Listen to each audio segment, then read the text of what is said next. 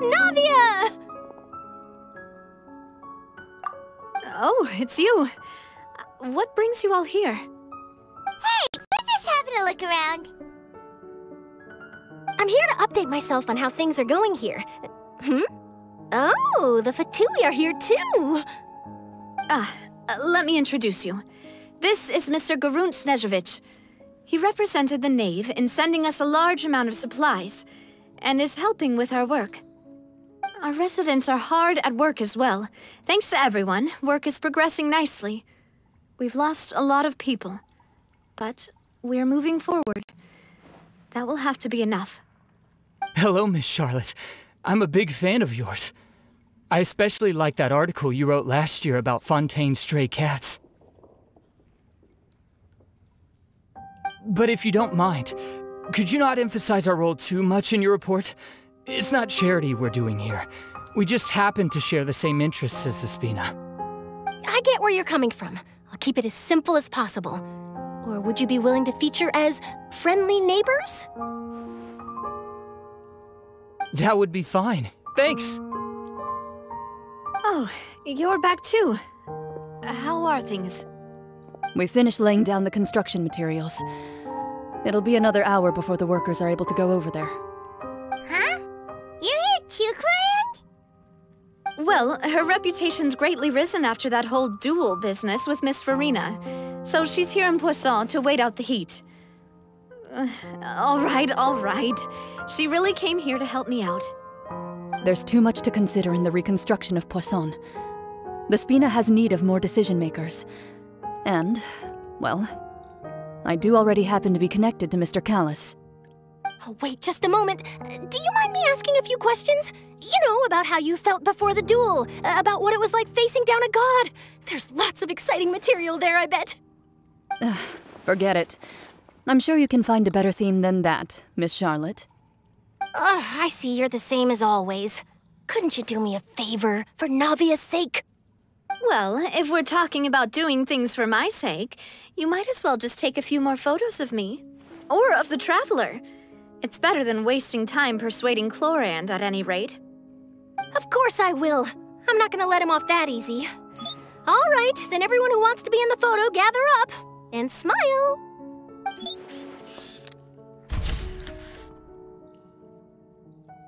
How did it go? Was it a good shot? Did Paimon look cute in it?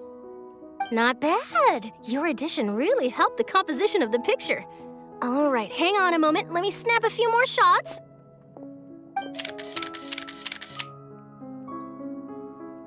All right, that should do it. I'll be back here later anyway, so let's call it a day.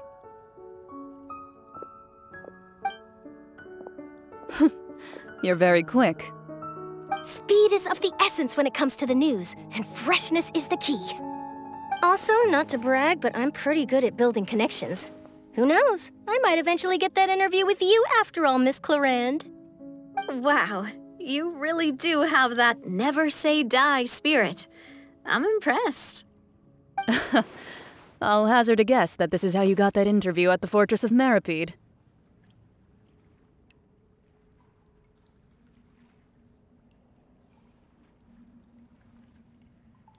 Whoa, you're well informed. Let me make a guess, too. I asked Sijuin, who told Monsieur Neuvillette, and he told you, right? That's a very complete information chain. In truth, All Monsieur Neuvillette asked me was, when did the fortress become so friendly towards the media? I told him that it was best not to speak too soon. There's no guarantee that Wriothesley will make a personal appearance. You're right. I've got to treasure every moment I have with them. In which case, I'll be making a move first. Stay safe now. And tell me if you hear anything interesting. I'll treat you to afternoon tea in exchange.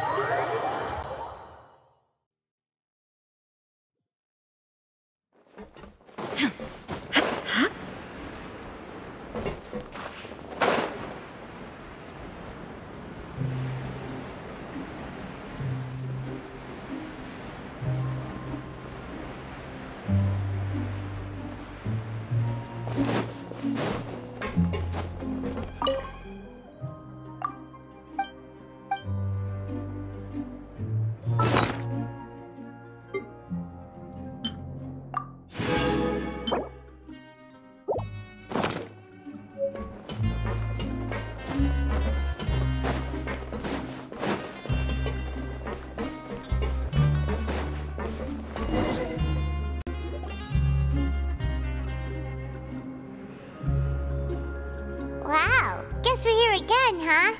There's a real nostalgic feeling to this place. Looks like you've been missing us. Duke! Did you come all the way to the entrance to greet us? Of course. I'm here to welcome you and our dear Miss Charlotte, whom our good head nurse recommended to me. It's an honor to finally meet the much-rumored Duke. Thank you for consenting to my visit to the fortress, sir. No need to thank me. But that said, I shouldn't be the focus of your interview. I trust you recall our agreement? Of course, of course. All right then, this way.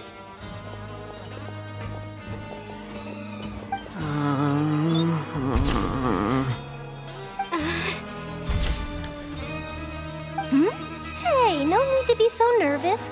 I've already taken all the photos we need. Miss Charlotte, do these pictures really need to be published on the cover of the Steambird? It would seem that Miss Lorvine doesn't want her face to appear beside that of Mr. Jurier, Sir, please don't say things like that. But it looks like dear Mr. Jurier denies it. Might this interview be very important to you then? No, I just... This is my first time being interviewed, and I'm very thankful to the Steambird for... Now, I might not look it, but I actually did meet Mr. Edwin once. And I'll be honest, I enjoyed chatting with you more. You've definitely got more of that genius vibe going on. The boat that brought about a miracle, the ark that saved the people. Why, you recreated a myth back there, like an emissary of legend. Still, if I might ask, where's that flying ship now? Huh! Looks like Charlotte's trying to get herself another exclusive scoop. I have to apologize, but that ship is presently in the bowels of our factory. I'm afraid it won't be easy for you to get a shot of it. Really? Well then in that case, could I have an interview with you to make up for that loss?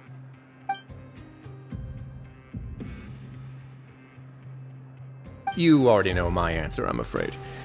Best you interview our head nurse instead. Or perhaps you'd like to take another photo of this couple of researchers? Did you really have to use the word couple? Well then, 2 solo photos will do. Is my hair messed up? Please, someone help me have a look. Things sure are getting pretty lively here. We've seen this kind of thing before. Oh, seems like everyone's here. Would any of you like to try this new drink I came up with? Ah, Siegeween. Hey, Miss Charlotte. Why don't you, take some pretty photos of our head nurse. Sure. Come on, Miss Siegewayne, over this way. Let's find a brighter spot. Huh? Sure. Do I have to smile? So, how have things been at the fortress?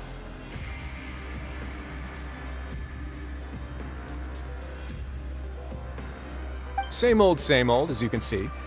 Fontaine's undergone some changes, but this place is still more or less the same. Other than that flying ship, it got a tad too much attention, I think. That's why I decided to let the interview go through. We should direct more public opinions toward the behind-the-scenes heroes. Am I right, Mr. Jurrier? Miss Lurvine? You're too kind, sir. I believe that you too should have your day in the sun. Not that you would want that, which is a pity. I'll just leave the spotlight to you two.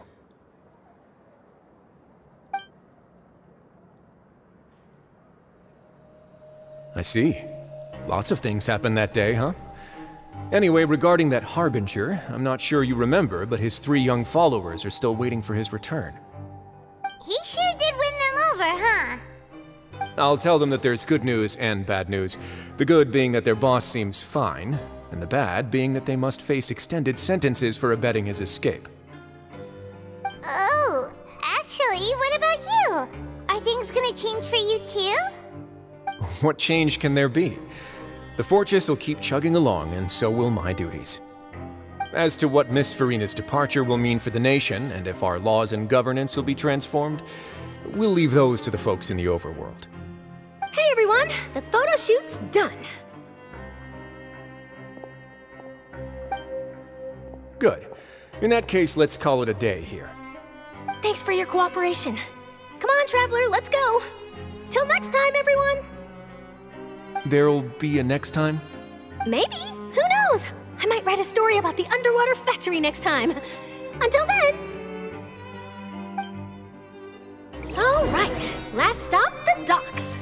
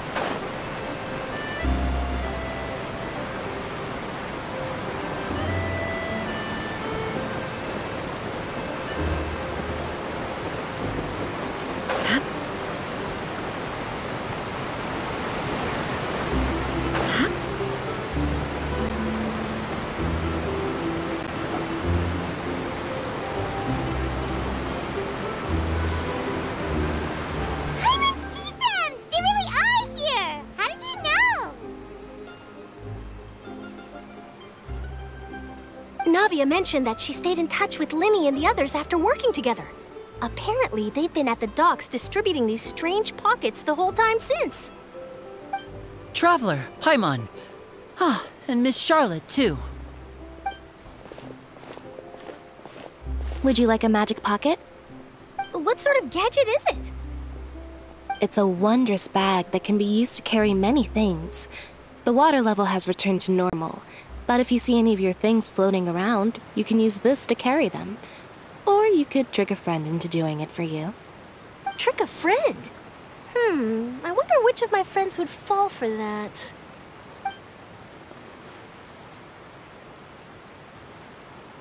You could just make a friend like Fremine here. Isn't that right, Fremine? Is this what you meant by, I'll help you make some more friends? To be honest, that sounds pretty sweet. Could I have your contact, please?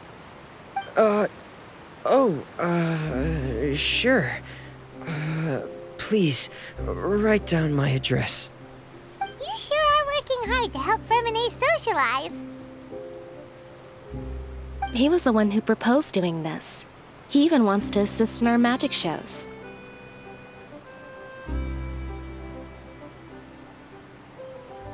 Yes, I was planning to first introduce Pear as an assistant, and later Fremine himself.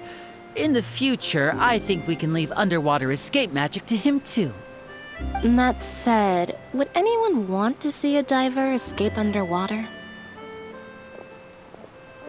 Oh, it'll work out.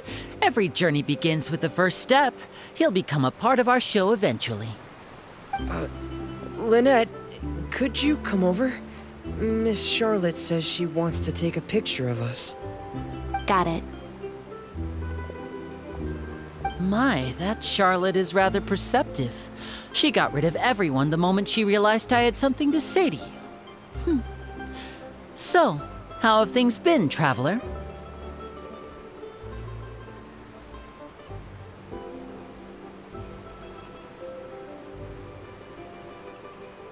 Father says that you did a great deal during the latest events. She's very grateful for your contributions to Fontaine. That's all right. We were more than happy to help. So, what's she doing now? Oh, I guess you haven't heard. Well, after Lady Farina left, Father and Monsieur Neuvillette opened negotiations, during which he gave Fontaine's gnosis to her as a diplomatic gift. A diplomatic gift? A gnosis? Yes, I was quite surprised at first myself. But when I thought it over, there were actually a number of things going for it. It could have been done as an apology for the incident with Lord Child, or as thanks for his help in tying the all-devouring narwhal down. Furthermore, Father did also lend significant aid to Fontaine and Poisson. Well, that's true, but this is a gnosis we're talking about. Doesn't this seem a bit irresponsible? I would agree, but I've also heard that it seems that Monsieur Neuvillette has had a significant change of heart regarding the matter. So there's some reason for this that only Neuvillette knows about? I suspect you'll have to ask him about that yourself. Yes, speaking of which, I did see him strolling around the entrance to the Fortress of Meropide a while back. Isn't he real busy and stuff? Paimon didn't think he'd have the time for that. But back to the topic. The gnosis was given to the knave, right? What about Child? They say that he's returned to Snezhnaya to recover from his wounds. I hear that the recent disaster really did a number on his health. That's true. When you think about it, we've had loads of run-ins with the Fatui. To think we'd be allied with them this time. So shocked by such a simple switching of sides?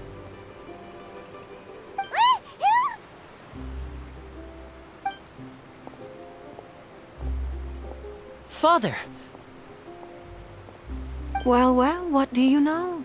Come to the docks to see how my children are doing and meet the Traveler by chance.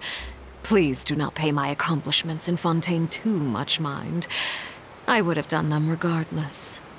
Are you going to take the gnosis back to Snezhnaya?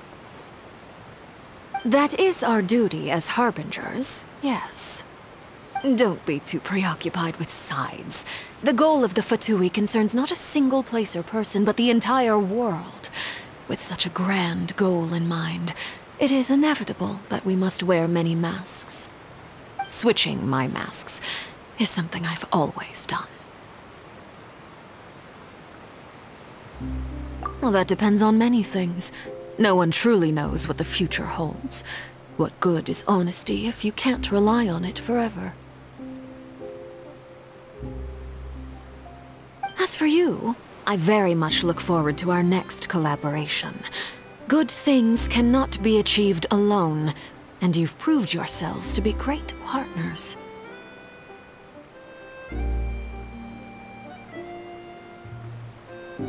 A vision?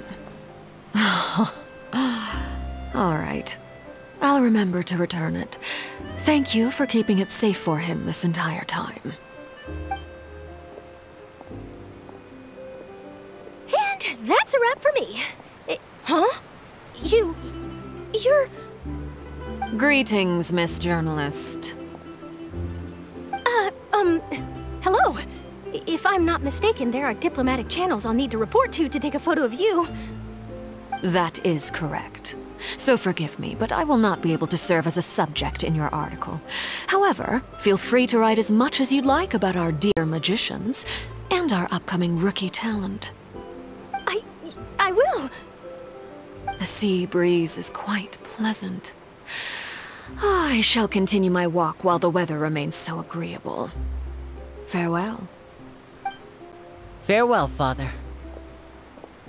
Oh, she has such an intimidating presence. I didn't even dare to take a picture. Thankfully, I've already wrapped up all my pre-scheduled interviews. Thank you all. This'll be more than enough for me to write about, I'm sure. Don't be too nervous. Why don't you take a magic pocket before you go? Here, Traveler, Paimon, you take one too. To move things about? That's right. Funny. I was giving out magic pockets when we first met too. And what do you know? I'm doing the exact same thing right now. So many things have happened, but the pockets are still the pockets. I guess this must be life. We will all follow our own paths, and serendipity will lead you to your fated friends. All right then. We'll be handing out pockets in some other districts later, so we'll get going now. Have a good day, you two.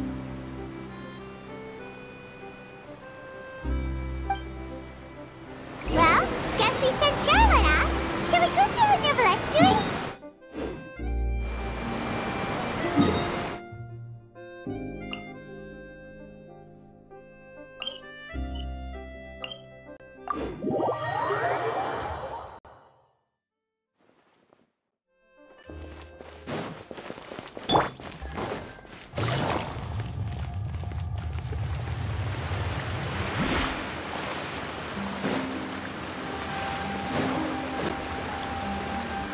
Take it easy.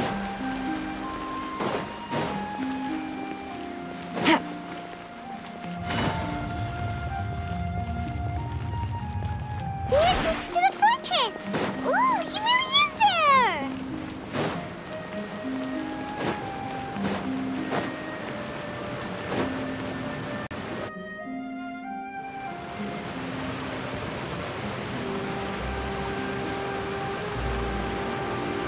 So, you really are here, Neuvillette! Paimon didn't think you were going to have free time this hour of the day. Really? Oh, I suppose you must have met Mr. Lyney. He took the time to greet me earlier when he passed this way. In any case, you came at a good time. I was just considering reaching out to you to set up a meeting, so I may explain some things that I haven't had the time to before. Aw, Paimon's glad that you remembered. Thank you for keeping us on your mind, what with you being busy and all. Alright, let's have it then. How was Fontaine actually saved? The whole business is still quite the mystery to us. It is strange how words can often leave a bitter taste in the mouth when it finally comes time to say them out loud.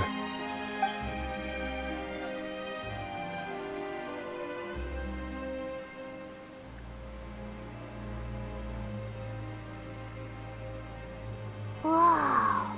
So that's what happened?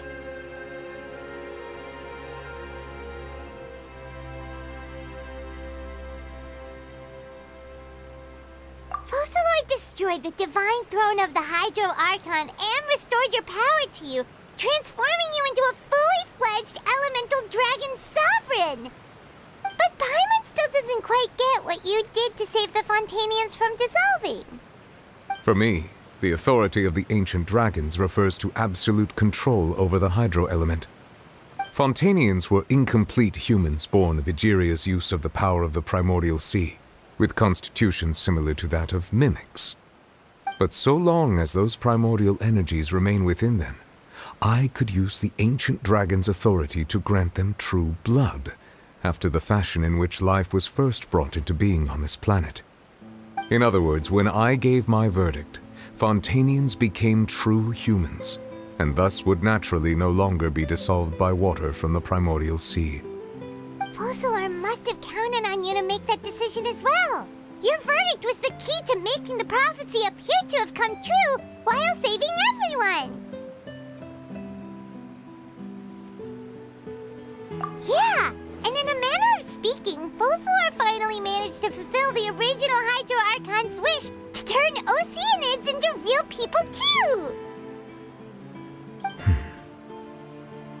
It seems from your expressions that you still have more things you wish to ask. Ask away. I will tell you the truth as I know it.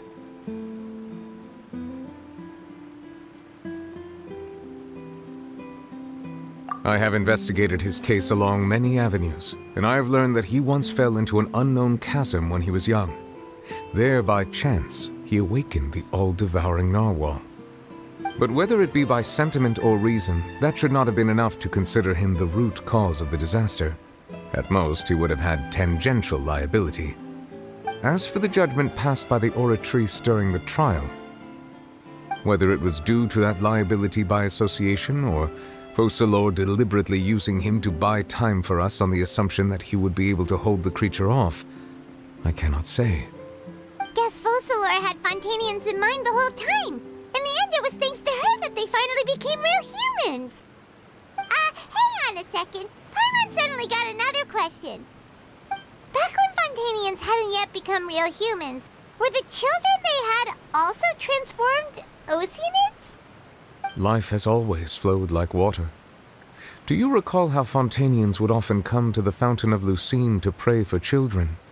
Yeah! Lynette said the fountain is where all the waters in Fontaine converge. In truth, even those couples did not know that such prayers were no mere custom, but instead a form of ritual.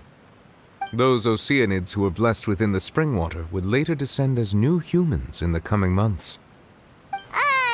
Paimon sorta gets it now.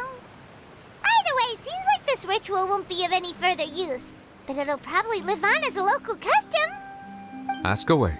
I will tell you the truth as I know it.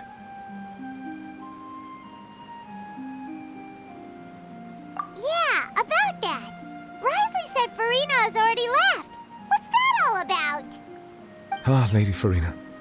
The people are only aware that her death sentence has not been carried out. She abdicated the post of Hydro Archon and left affairs related to that title to me, before leaving the Opera House. I related Focalor's words to her faithfully and completely. After hearing them, she seemed neither saddened nor comforted.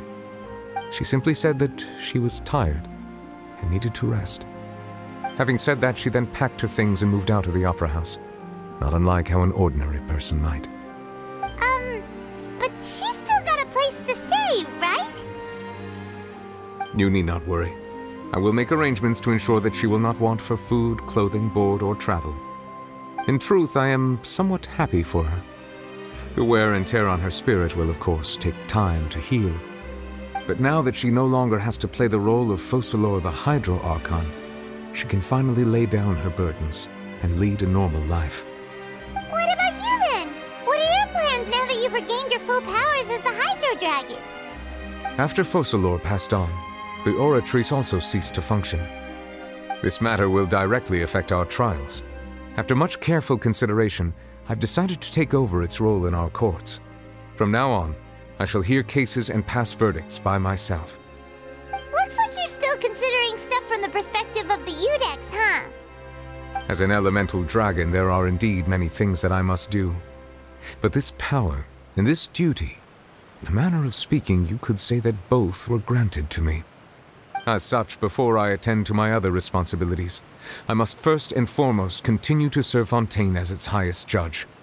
The duty of the Hydro Sovereign and the duty of the Udex shall coexist within my person. Additionally, the Hydro Archon's departure has brought about another problem, which is that the Opera House shall no longer produce indemnitium. That's true. That power was derived from the people's faith in the Hydro Archon, wasn't it? Wait, but the various mechs and machines in the city are all still okay. Where are they getting their energy from? As I am now, I have full command over New Musia. and it can serve as a complete substitute. Another reason why I cannot quite leave Fontaine immediately. Wow. This ancient dragon's authority stuff is really quite useful, huh? Ask away. I will tell you the truth as I know it. Oh, that's right! They say you've given it to the Knave as a diplomatic gift or something! Leaving aside their intentionality, the two Fatui Harbingers have indeed done much for us during this crisis. Their sole remaining goal in Fontaine, at least at this point, would seem to be the Gnosis. The Oratrice has ceased to function. The Hydro Archon's divine throne is now no more, and I do not need the Gnosis's power. As such, it has lost all meaning for Fontaine. If the Fatui have impure designs, then we might as well accede to their request now, and avoid unnecessary conflict. What complicated considerations! Paimon thought you were just giving it to them out of gratitude to the Knave and as an apology to Child. Ask away. I will tell you the truth as I know it. You will soon be heading to Natlan, I presume? I'm afraid that I have little talent as a travel guide, so all I can do is tell you what I know about that land. As far as I'm aware, Natlan can be said to be a nation of dragons. A nation of dragons? You mean like you? No, I suspect that I would not find myself welcome there. Unlike ancient dragons such as myself, the dragons of Natlan have undergone long years of development and evolution. Large numbers of them have entered a form of coexistence with humanity. Natlan is also the nation of war. War ravages those lands like an undying flame. There is one other piece of information I got incidentally from my negotiations with the Knave that I believe may be useful to you. The Harbinger known as the Captain has thrown his hat into the endless ring of war. The Captain. Sounds like a real tough customer. Seriously, everywhere you look, there's a Fatui Harbinger doing their thing. I suggest that you fully prepare yourself before going to Natlan. In the meantime, Fontaine's doors will always be open to you. Ask away. I will tell you the truth as I know it. Hang on a sec. Paimon's still got a question about the Gnosis. When we spoke to Lyney earlier, he mentioned that your attitude towards giving away the Gnosis had clearly changed. We guessed that there might be some reason for it that only you were aware of. No wonder the House of the Hearth is the Fatui's intelligence division. They are certainly sharp. So regarding this specific issue, I was just getting ready to share something with you. What is it? In truth, I exchanged some further words with that lady named Skirk after sending you two back to the surface. It went something like this.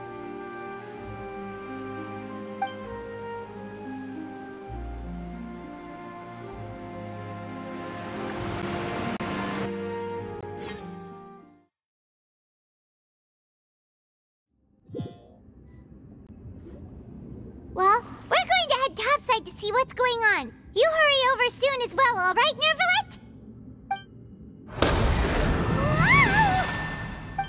What next? The all-devouring narwhal isn't here, so I'm no longer getting any interference. I can finally catch the scent of your power, what it's made of. It is the authority of the planet's primordial dragons, but with something very similar to a god's curse mixed in. It's quite a novel blend. I'm sure I've encountered something like this before. What was it again? I do not know what you speak of. Of course. How could I forget? You should have the remains of the third descender on your person, yes? Remains? I've never heard of any such thing. According to your parlance, I believe it may be called a gnosis. Well, that much is true. After Focalor's divinity faded, she handed her gnosis to me. But I fear I have never heard of it described in the manner that you just did. I've been training with my master, the Foul, ever since I was young, and I have never returned to the surface since. So most of the information I possess, I got from him. It is only natural for those who are greater than humanity to possess a different sort of common sense, which is why there are so many problems in our attempts to communicate with humans. Regardless, You should probably get rid of objects of misfortune to prevent any disasters from befalling you. To live in itself is a blessing. But once a person dies, the bonds he once had with this world shall all turn to curses. What do you mean by that? No need to fret. These are just my personal thoughts, and my reason for no longer wishing to return to the surface. This third descender you refer to, who are they? And when did they die? Master never mentioned them to me. Perhaps it just wasn't that important for me to know. If you're interested, though, I could ask him. I'll be sure to pass the answer on to you next time. Next time? You believe we will meet again? I do. Wait. I have a disciple of my own, don't I? He can be the messenger then.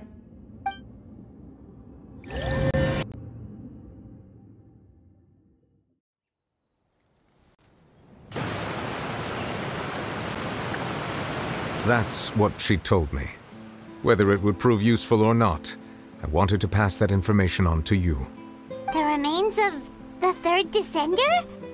So that's what the Gnosis actually are. Paimon just thought they looked like chess pieces. How could they be a person's remains? All the same, assuming that there was no misunderstanding or special metaphor at play, that is what she meant to say. And she said that it would bring misfortune and that you should check it, which is why you gave it to the Fatui. If she speaks the truth, then I would simply be putting Fontaine at unnecessary risk by keeping it here.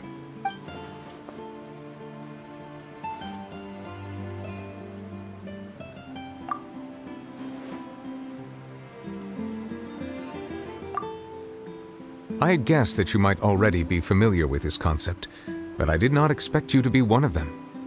That means that the Gnosis, which are exceedingly element-compatible and can even enhance elemental abilities, do indeed come from the third descender. I wonder, does your body also possess similar properties? Like being able to use elemental powers without a vision! That does sort of count as special compatibility, right? No, let's not think about this stuff right now. It just feels creepy, comparing the Traveler to the dead third descender and all. That's what you say, but this topic still feels like bad luck. Once Child recovers, let's get some more answers out of him. Or go look for his master and get the answers that way. I too believe it unwise to make too many blind guesses when information is lacking. The same is true of being at court. All right. Whatever the case, it seems like the crisis here in Fontaine's over for now. Yes. All of Focalor's efforts were for this moment as well. But she sacrificed herself in the end as a god, and she suffered through all those years as a human. Was that really what she wanted?